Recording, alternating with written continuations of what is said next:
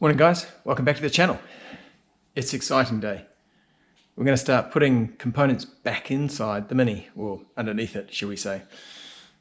So recap from last time, we had an issue with the lizard skin, and it wasn't the lizard skin per se, it was what was underneath the lizard skin. So found some more rust on that seam underneath the seat there, and so hence why you saw me attack it again with the grinder and the flappy disc. So cleaned all that up, found a whole bunch of little rust spots, put some rust encapsulator back on there, put a top coat on it. So because that was caught late, I've got to quickly go put another coat of war on there just to match it up with the rest of it. And then what we're going to do is lay out all the components here, make sure I've got all the bits where I need them to be, and we're going to start putting them in the car. One thing I do still need to do, I said in the last episode, I think there's a few parts I still need to buy. One of those is the brake pipes. So I was thinking of doing them myself, but you got to get all the tools if you don't have the right tools and all the right bits, and I thought about that, and then so I may do it. Suggestions please if you get this before I've done anything. I did ring my local garage A&T, who like I've said before, very helpful all the time. They suggested just ringing up Mini because he said they're dirt cheap, but then I imagine they'd still be the old steel ones, which, you know, I guess I could paint and do up, but turns out when I rang them, they're only helping essential services, so they weren't going to do it. The garage A&T did say they'd do it for me, so I may ring them up again and just drop these things off sometime over the next few days and just get them to build them up for me. So they are preparing to come back to work, so they're not at work yet, just to make sure they're not doing anything extraordinary for me. So it would be a matter of me dropping them off. They would just leave them for a couple of days, then they'd come pick them up, they could redo them, and then of course we'd make arrangements for me to pick them up in a safe manner. Anyway, plenty to do before we get to that point. So I want to drop under the car, going to get another coat of paint on, and then what we'll do is I'm going to get some, you know, this padding out so we can get all the new components out, line everything up, get all the bolts out so we know exactly what we've got and what we don't have, and then we'll start working to put everything in. Subframe, we'll look at the trailing arms. Obviously, the sway bar's got to go in on top of the subframe before that goes in, so we'll line up all that, put that on video. Control arms have got to go in as well, and all these sorts of bits and pieces. So hopefully we can start getting some of that in today. Right, this is going to be fun.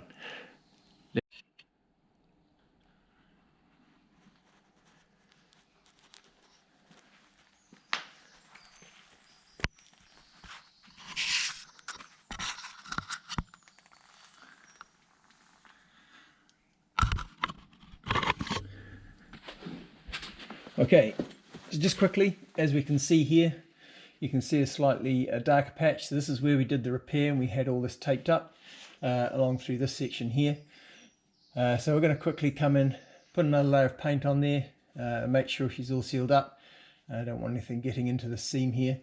Yep, so we're going to do that, and then we'll clear up all of the paper and tape that's been masking off the car, get all the components out and start putting it back together.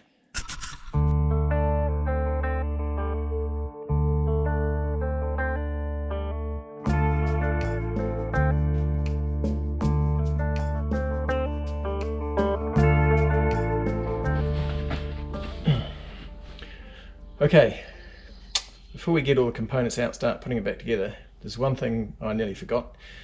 Remembering the BC coilovers that I've got those extendable adjusters so that we can adjust the dampening from inside the car.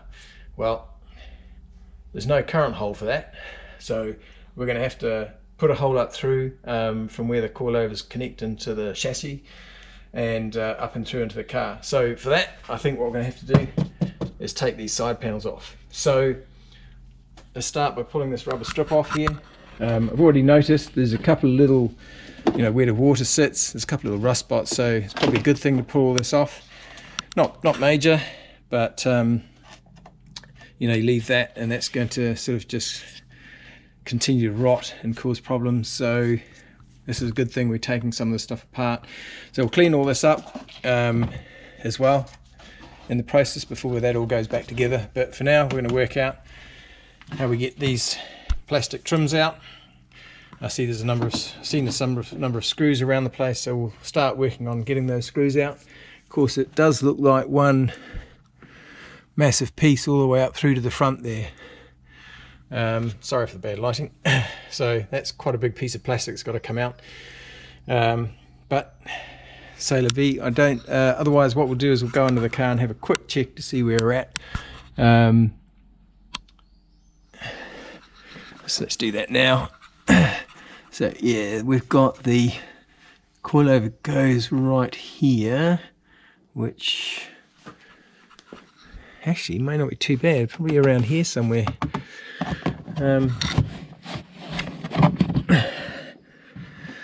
Let's see what we can see. So it's possible that's right, so pop this off. So it's possible that hole, if I do it, is going to come up through here somewhere. Obviously now, thinking about that, there's lots of cables here. The last thing I want to do is drill a hole into a cable. Okay, I'm going to sit down and do some measurements. I'm going to undo some of these screws, see if we can pull this back just a little bit. Because I want to be able to have a good idea of where this could possibly go through. Right, for now, I'm going to have to put the camera down. I'll go away and do those measurements and see what's going on. Back in a bit.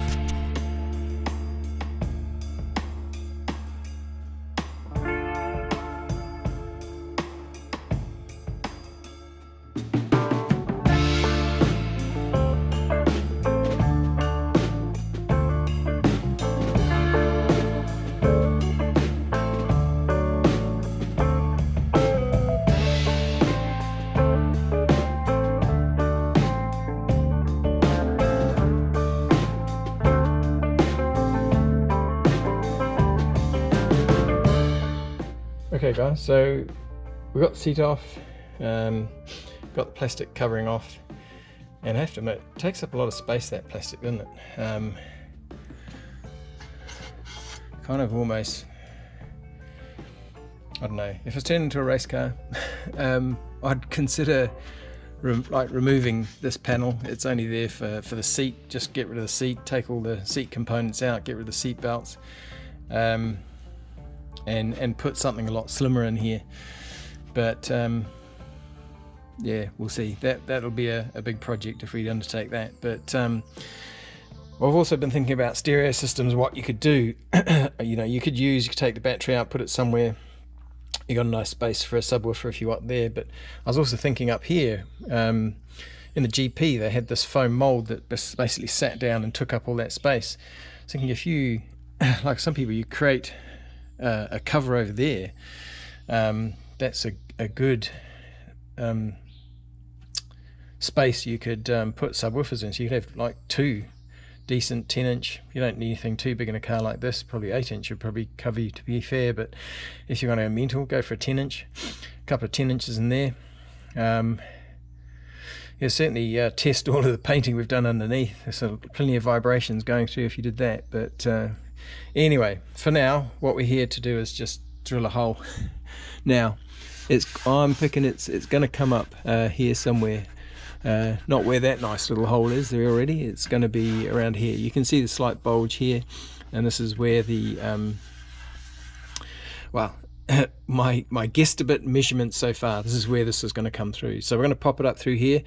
If the plastic does go back on, the good thing is you better reach in through the cover here and adjust it. But for now, we're just going to try and pop that hole in here, and yeah, see if we can get that piece sorted out. Obviously, we'll need to put some rust encapsulator or wax on top of that, which we've still got a little bit of that left, so we'll better use that. I've got some other wax as well, not just the blue wax. I've got just some straight wax, clear wax that we can stick on, just to make sure that these things don't end up getting rusty. Right, let's get into that. I'll go and get the drill. Okay, we're going to get ready to drill some holes. Hopefully, I mean, it's a long way up inside the cavity there to try and get that hole. So we're going to see if I can get this will fit up in there. We'll see how we go. But obviously this is what we've got to get through. I didn't measure this, but I've got some step drills. We'll probably use one of those to go through. So this one should be all right to get through. We don't need anything bigger than that one. We come up to about the second or third to last hole there. That should be fine. And that's obviously just to get this bit through. But the good thing with having a bit more space is it gives us a bit more slack, depending on exactly where we're going to have it. So we're going to measure out exactly where we need that to be. But next thing, nice punch. So punch, hammer, try and center up a hole so that when we start drilling, we're not having the drill bit slide all over the metalwork inside. Once we've done that, I'll get some rubber grommets as well. But again, this is just a drill I have. I'm not here to tell you it's the best or not the best. It is just a drill I have, and it's a good drill. So anyway, what we'll do as well, if you want, we'll put some links below as to where some of this kit, you can buy some of this kit if you're after any of it. Yeah, so link will be in the comments below. Right, let's get in there, and what I'll do is I'll show you quickly underneath. Actually, let's see if we can, where's the torch? We'll quickly show you under here. Okay, so as we can see up in here, so if you see that the spot weld pattern, and then there's also a bit of a hole there, what we're going to be doing is drilling the hole somewhere between that bigger hole in the metal brace and that central spot weld. It's roughly where the middle is. That's where it's going to go. So as I said, we're going to mark it out, and then we'll go from there. As you can see, it's quite deep in there, so we're hoping, let's see, you know, we should be able to get the drill up there all right, enough to drill a hole. Good. So excuse that, just looking back up in here, so as we can see here, we've got those, you can hopefully see, let me move the light away, so you should be able to see those 5 spot welds there. So where I'm expecting this to come up is around about here. So what we're going to do is I'll tape these back, so obviously we don't want to put any holes in any cabling. That'll be a nightmare. Right, so we're going to tape that back. I'll drill from bottom. I'll probably leave the camera up here so we can see that pop up, and then what we'll do is we'll do the stepping. All right.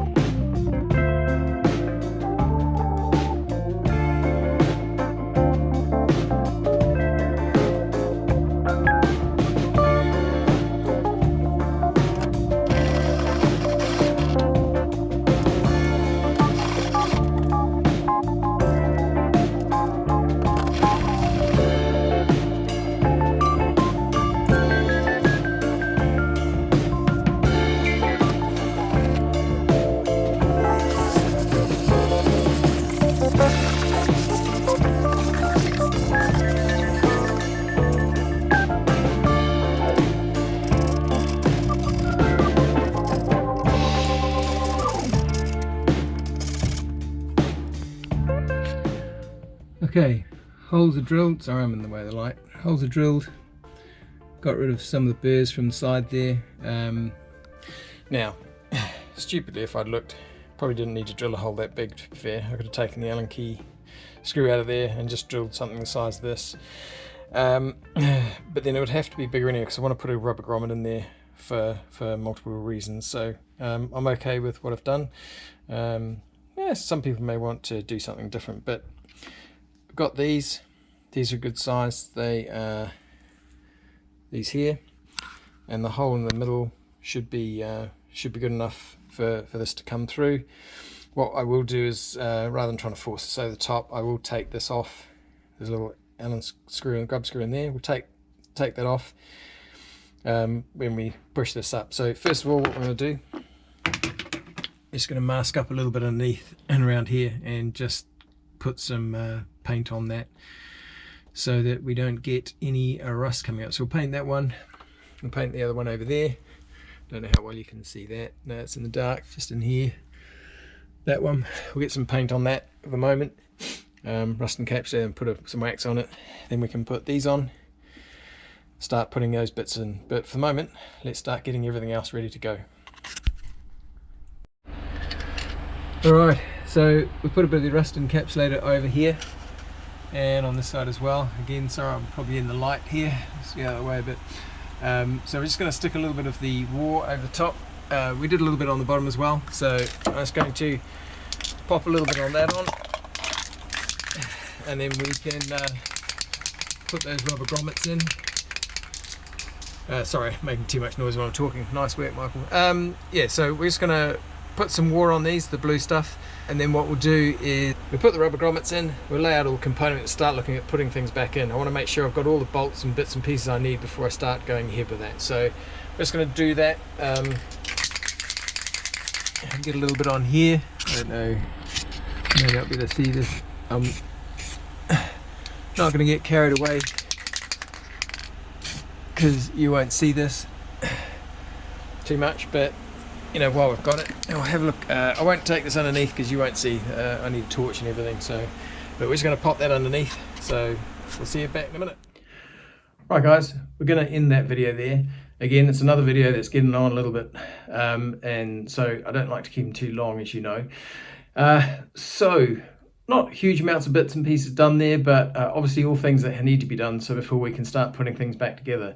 And don't worry, the next episode will be along very, very shortly, but we have quite a lot to get on with. We've got this Mini, obviously, we've got the other Mini, the Mini 1. So things were fixed, but it turns out that there was another problem that I wasn't aware of. But anyway, we'll go into that a little bit later. I've also been asked, so there's obviously a lot more Land Rover stuff I want to get done. I've also been asked specifically by a viewer to do a tour of the Land Rover. So that's something we'll look to try and film up in the next couple of days and get out for you. And I've also got some exciting news coming up, which we'll talk about in the next episode, probably that Land Rover one. We've also got some more parts in for this Mini, the R53, more parts still to come, all the bits and pieces to hopefully help get this thing back together. That'll be it for today. I hope you enjoyed this one. Please remember, hitting the like button certainly helps with the way the Google algorithms work, from what I understand, at least anyway, from what I keep hearing. Maybe I'm wrong, but certainly, you know, the more you watch, the more you like these things, the more people, the more Google pushes this to other people, and the more people see it, which makes it more successful, which helps me, work on more content for you. So again, appreciate those that comment as well. I really do enjoy reading the comments, and thank you for those who have commented so far. I really do enjoy hearing from you, and will always try and respond as soon as I can. So remember, stay safe, and we'll see you in the next episode. Cheers for now.